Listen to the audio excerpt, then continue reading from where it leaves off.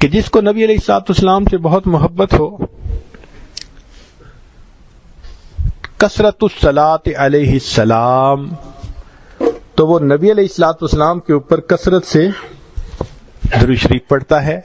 یہ محبت کی علامت ہے.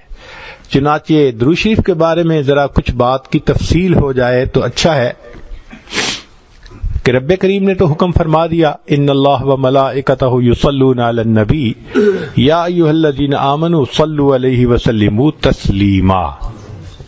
تو ہمیں چاہیے کہ ہم درود شریف پڑھا کریں، اللہم صلی علی سیدنا محمد وعلی آل سیدنا محمد وبارک. اس کے فضائل کتنے ہیں. سید القراء ابن ابی کعب نانو کہتے ہیں کہ ایک صحابی آئے اور نبی علیہ السلام سے پوچھنے لگے، کم اجعل لک من صلاتی، اے اللہ کے نبی صلی اللہ علیہ وسلم میں آپ پہ کتنا درود شریف پڑھا کروں؟ قال ما شئت، فرمایا جتنا تو چاہے. اس نے کہا میں چوتھا حصہ درود شریف پڑھوں گا.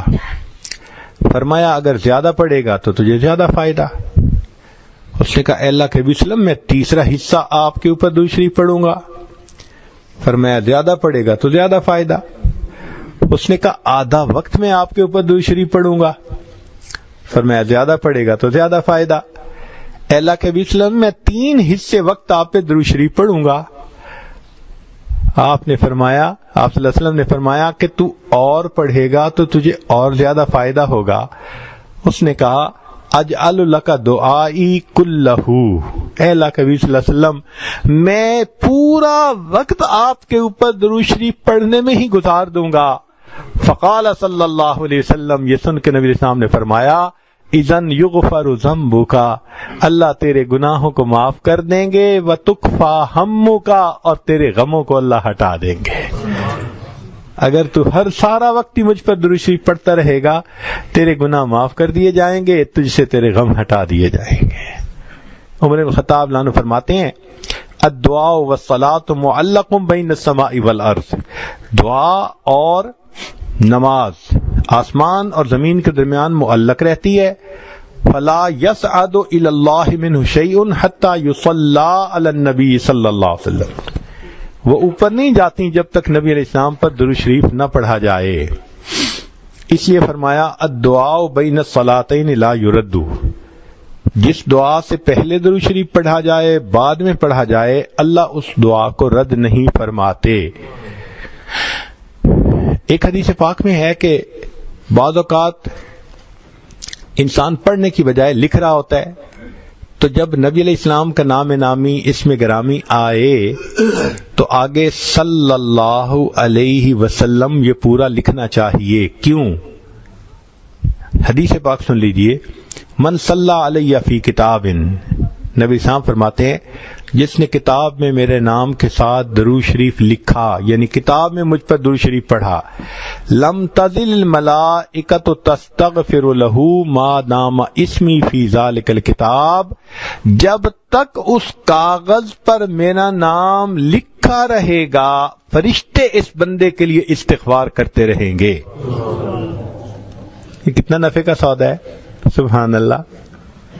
ابن مسعود لعنہ فرماتے تھے کہ نبی علیہ السلام نے فرمایا اول الناس فی یوم القیامت اکثرہم علی صلاۃ، قیامت کے دن میرے سب سے زیادہ نزدیک وہ ہوگا جس نے سب سے زیادہ مجھ پہ درود شریف پڑھا ہوگا. ابو بکر لعنہ فرماتے ہیں الصلاۃ علی النبی امحق للذنوب من الماء البارد للنار، کہ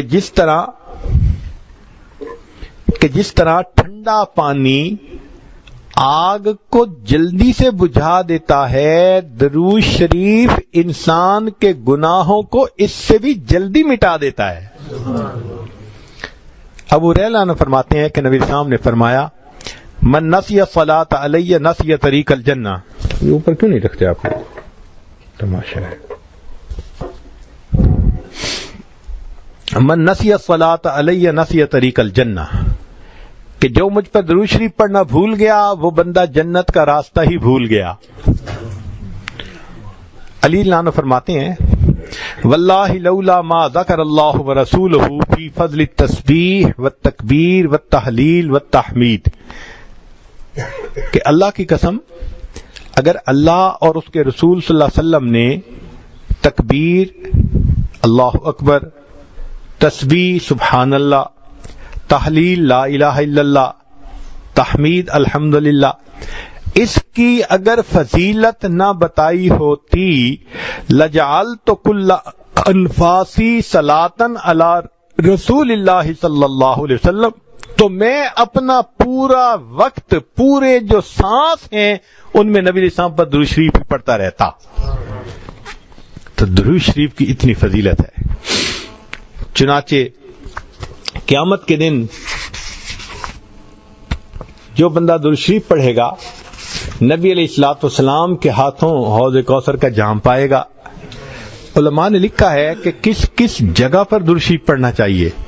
المواضع التي يصلى ويسلم علیہ صلی اللہ علیہ وسلم، تو وہ فرماتے ہیں دخول المسجد والخروج منہ، مسجد میں داخل ہوتے ہوئے درود شریف پڑھے اور نکلتے ہوئے پڑھے، والتشہد التحیات میں پڑھے، ورؤیت المساجد، مسجد پہ نظر پڑے تو درود شریف پڑھے، دخول الاسواق، بازار میں داخل ہوتے ہوئے درود شریف پڑھے، دخول البیت والخروج منہ، گھر میں داخل ہوتے ہوئے درود شریف پڑھے، گھر سے نکلتے ہوئے درود شریف پڑھے، نسیان الحاجہ، کوئی بات بھول جائے، چیز رکھ کے بھول جائے تو نبی علیہ السلام پہ درود شریف پڑھے، وقت الفقر، تنگی کا وقت ہو تو نبی علیہ السلام پہ درود شریف پڑھے، فی بدایت العلم، اور اگر علم کی مجلس ہو تو اس کے شروع میں درود شریف پڑھے، فی البدایت فی الخطب، خطبے کے شروع میں درود شریف پڑھے، والانتہاء فی مجالس العلم، مجلس علم کے اختتام پہ درود شریف پڑھے،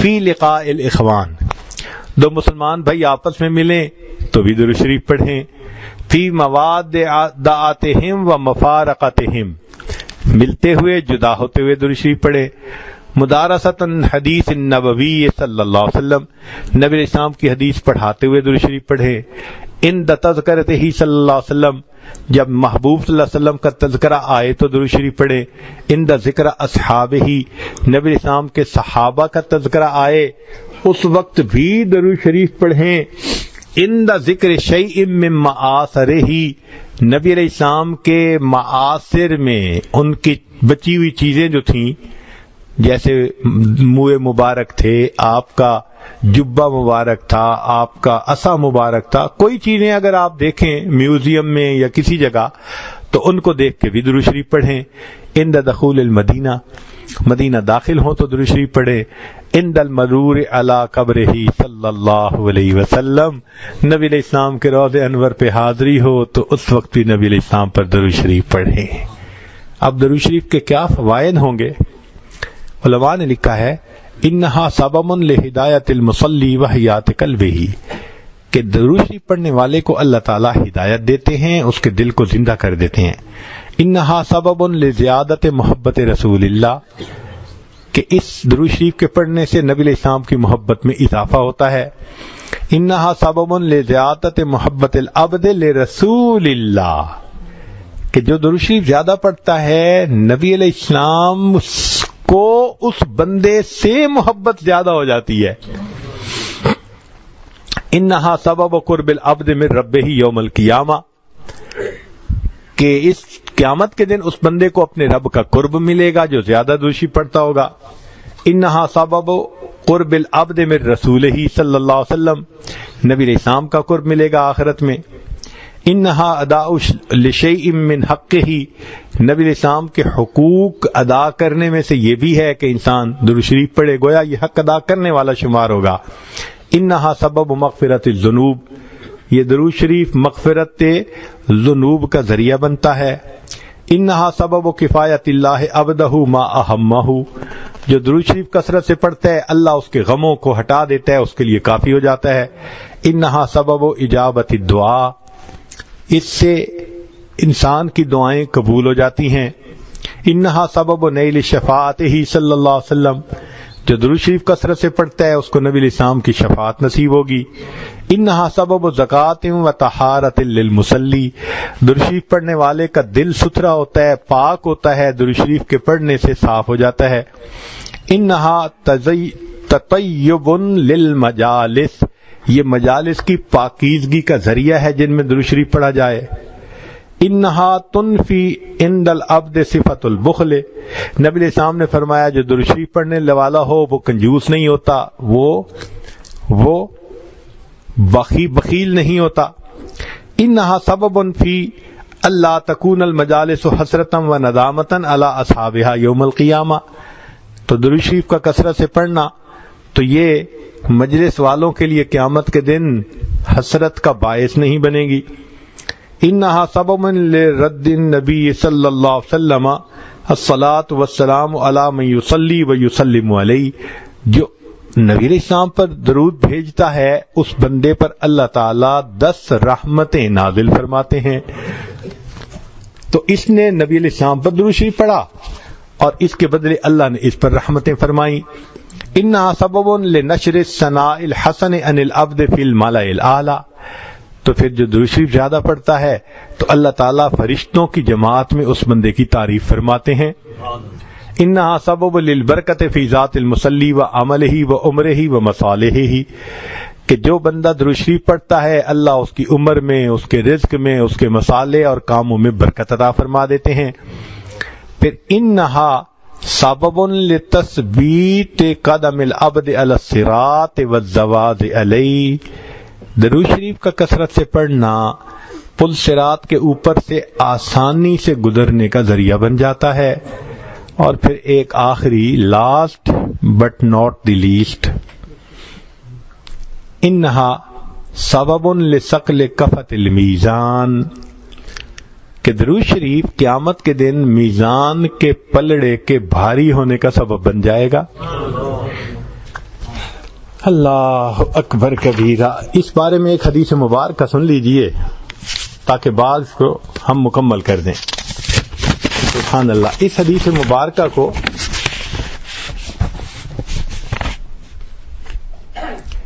ابن ابی دنیا نے اور نمیری نے فی کتاب الاعلام اس میں نقل فرمایا ہے۔ علامہ جلال الدین سیوطی رحمۃ اللہ علیہ نے التذکرہ میں بھی اس حدیث کو نقل کیا ہے۔ حدیث بہت توجہ سے سننے والی ہے۔ فرماتے ہیں کہ نبی علیہ السلام نے فرمایا ان لآدم علیہ السلام من اللہ عز وجل موقفا فی فسح من العرش علیہ ثوبان اخضران، کہ قیامت کے دن نبی علیہ السلام کہ قیامت کے دن آدم علیہ السلام کو اللہ تعالیٰ عرش کے سامنے ایک جگہ عطا فرمائیں گے، علیہ ثوبان اخضران، ان کے اوپر 2 سبز کپڑے ہوں گے، یعنی جیسے نیلے کپڑے کی یونیفارم ہوتی ہے تو اس دن آدم علیہ السلام نے 2 سبز کپڑے اوڑے ہوئے ہوں گے۔ کأنہ نخلۃ صحوق، لمبا قد ہوگا آدم علیہ السلام کا جیسے کھجور کا درخت اونچا ہوتا ہے۔ اتنا لمبا قد کیوں ہوگا؟ ینظر الی من ینطلق بہ من والدہ الی الجنہ، کہ جب مجمع زیادہ ہو نا تو اندر کیا ہو رہا ہے پتہ نہیں چلتا، تو اللہ تعالیٰ آدم علیہ السلام کو اونچا قد دے دیں گے۔ وہ قیامت کے دن سارے انسانوں کے اعمال کیسے تل رہے ہیں اس کو بھی دیکھیں گے، اور پھر جس کو جنت لے جائیں گے یا جس کو جہنم لے جائیں گے اس کو بھی وہ بیٹھے دیکھ رہے ہوں گے۔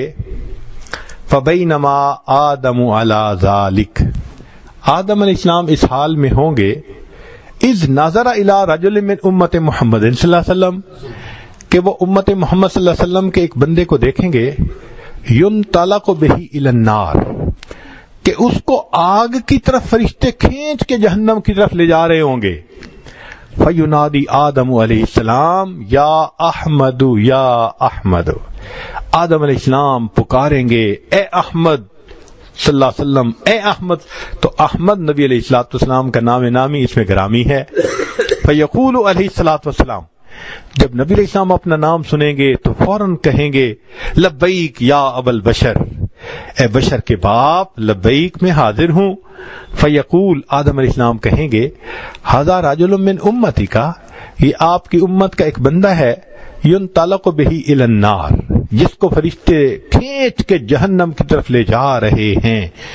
قال صلی اللہ علیہ وسلم، نبی علیہ السلام فرماتے ہیں فاشد المئزرہ، میں اپنی تہبند کو کس کے باندھ لوں گا. عربوں میں یہ ایک مقولہ تھا کہ جب کسی بڑے اہم کام کے لیے قدم اٹھانا ہوتا تھا نا، کہتے تھے میاں تہبند کس کے باندھ لو. مقصد یہ تھا کہ ہمت کے ساتھ، ارادے کے ساتھ قدم اٹھاؤ. تو نبی علیہ السلام فرماتے ہیں کہ میں اپنی چادر کو کس کے باندھ لوں گا.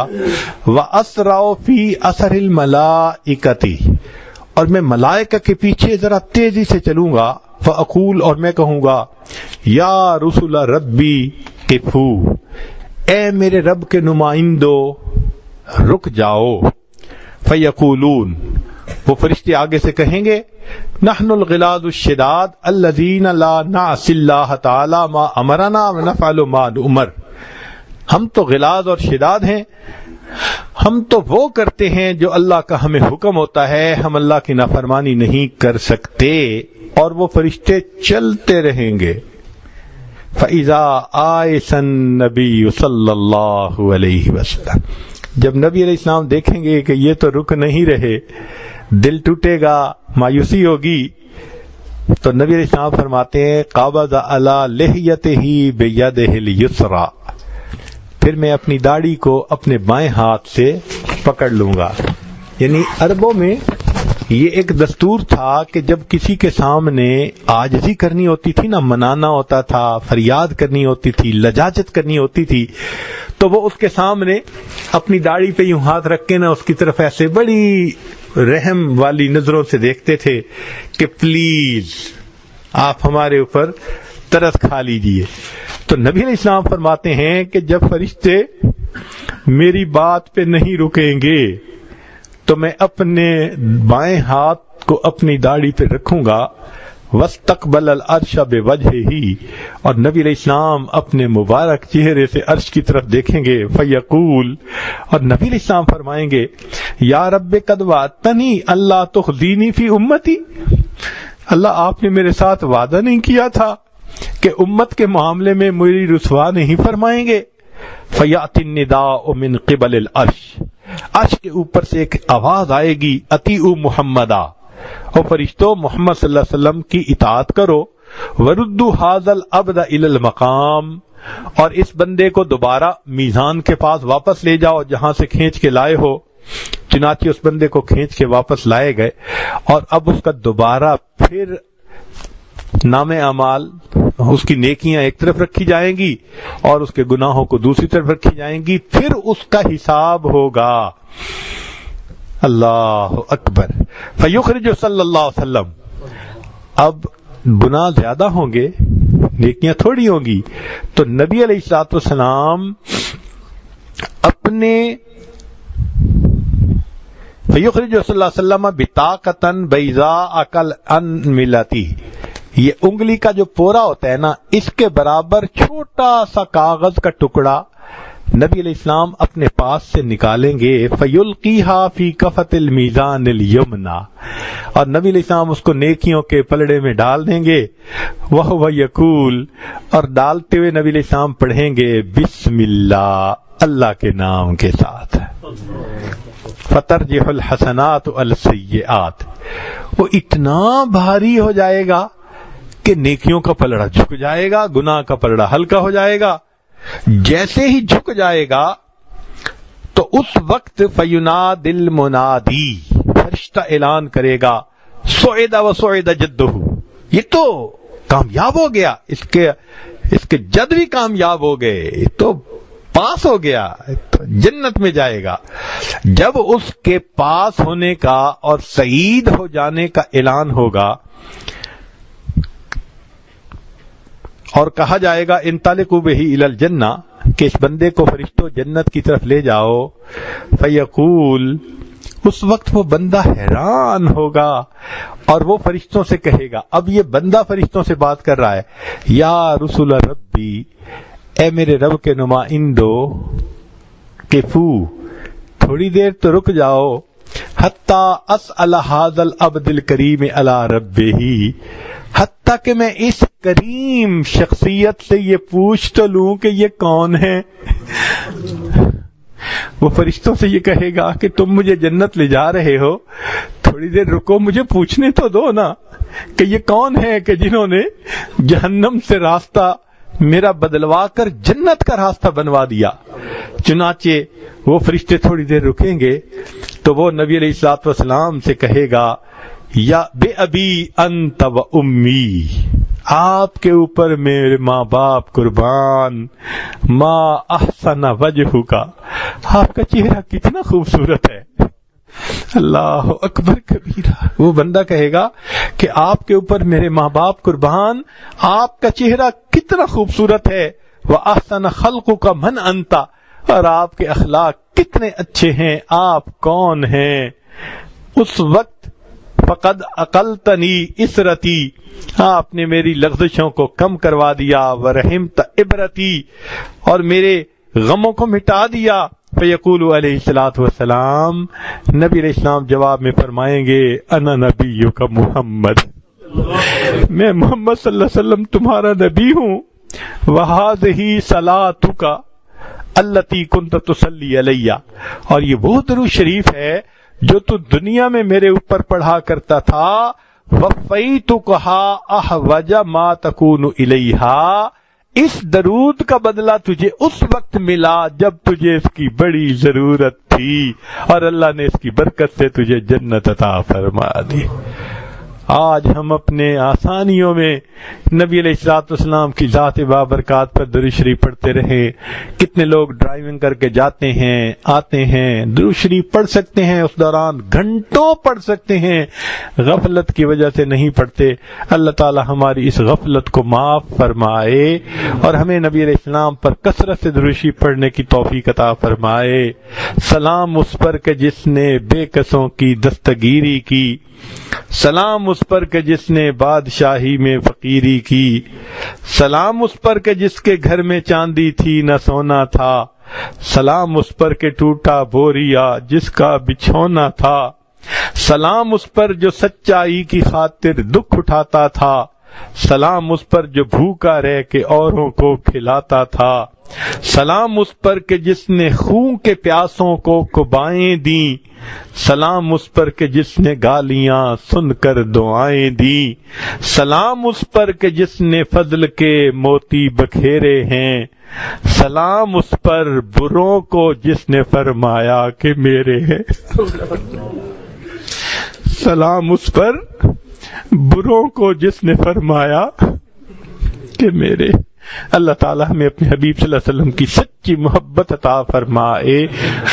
وآخر دعوانا ان الحمد للہ رب العالمین۔